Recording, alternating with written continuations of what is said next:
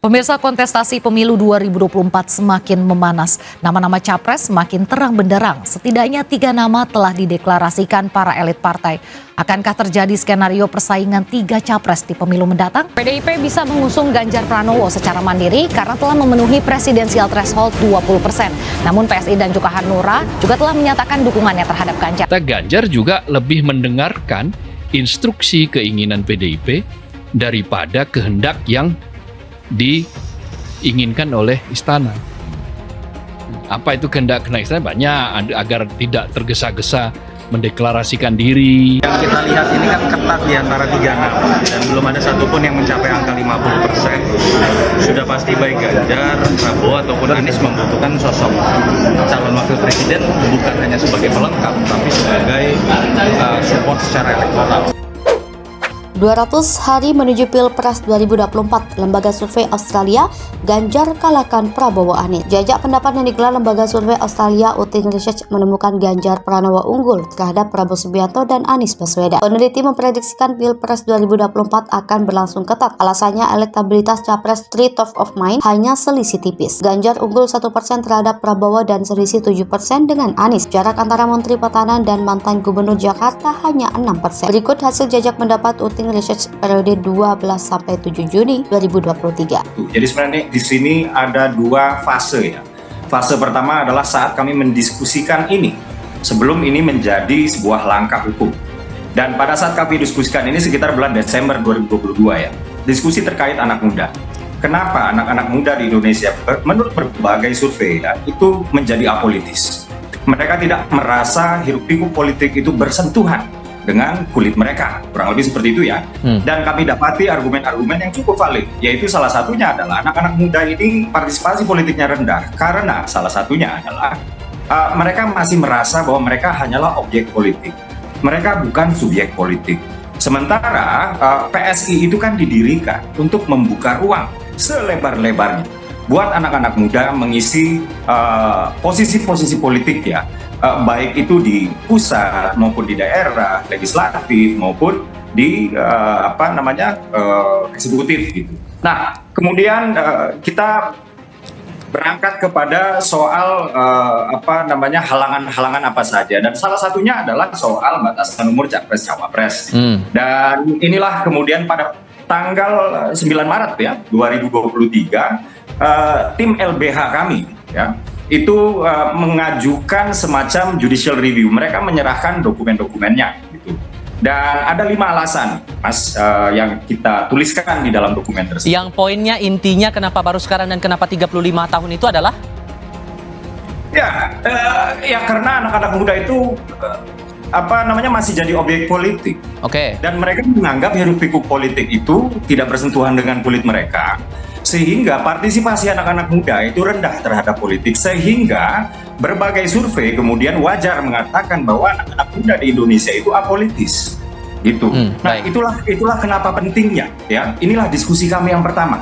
Nah, kemudian masuk kepada fase kedua, yaitu kami mengajukan JA ke Mahkamah Konstitusi. Yang intinya yang intinya adalah kami ingin mengembalikan lagi batasan ini seperti Undang-Undang Pemilu sebelumnya. Yaitu Undang-Undang Pemilu tahun 2003 dan 2008 ya, yang sudah mengatur usia cawapres dan capres itu minimal 35 tahun.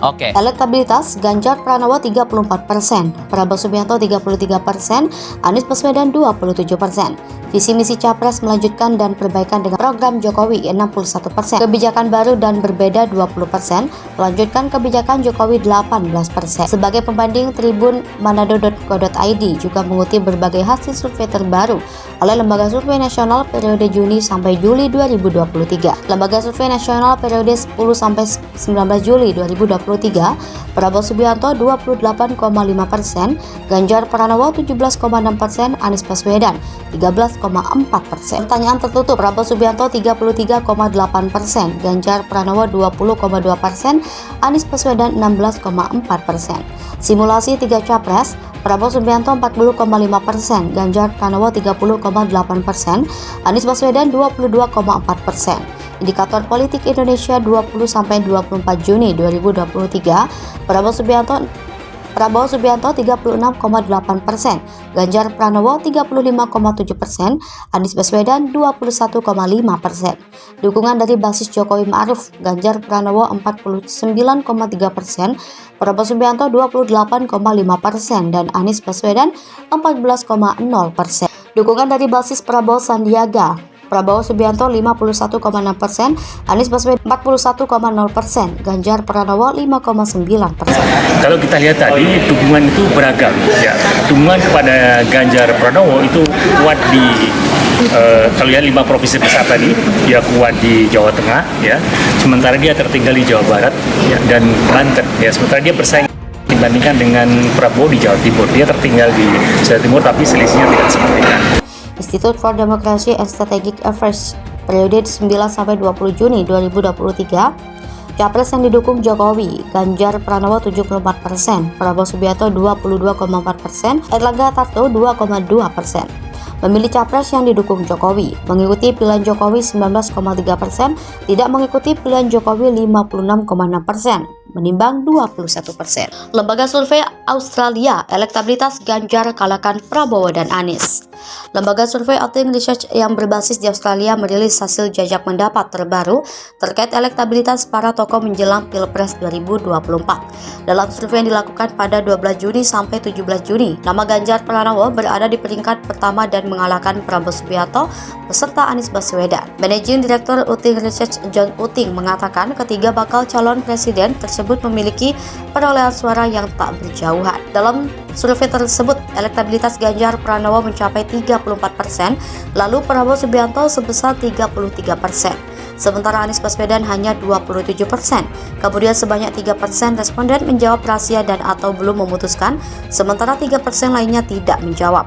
Dengan selisih yang tipis di antara ketiga calon ini, membuat kompetisi masih rentan terjadi perubahan pemilihan pemilih menjelang Pilpres nanti. Kemudian terkait pertanyaan tentang bagaimana visi misi Capres yang diinginkan publik, sebagian besar responden menjawab ingin keberlanjutan program Presiden Joko Widodo dengan adanya sejumlah perbaikan. Sedangkan yang menginginkan pemerintahan harus baru sebaiknya membuat kebijakan baru dan berbeda sebesar 20%. Adapun survei Outing Research dilakukan secara tatap muka pada 12-17 Juni 2023 dengan jumlah sampel responden sebesar 1.200 yang tersebar secara proporsional di 34 provinsi di Indonesia. Survei itu menggunakan metode multistage random sampling dengan margin of error sebesar 2,8% dan pada tingkat kepercayaan mencapai 95%.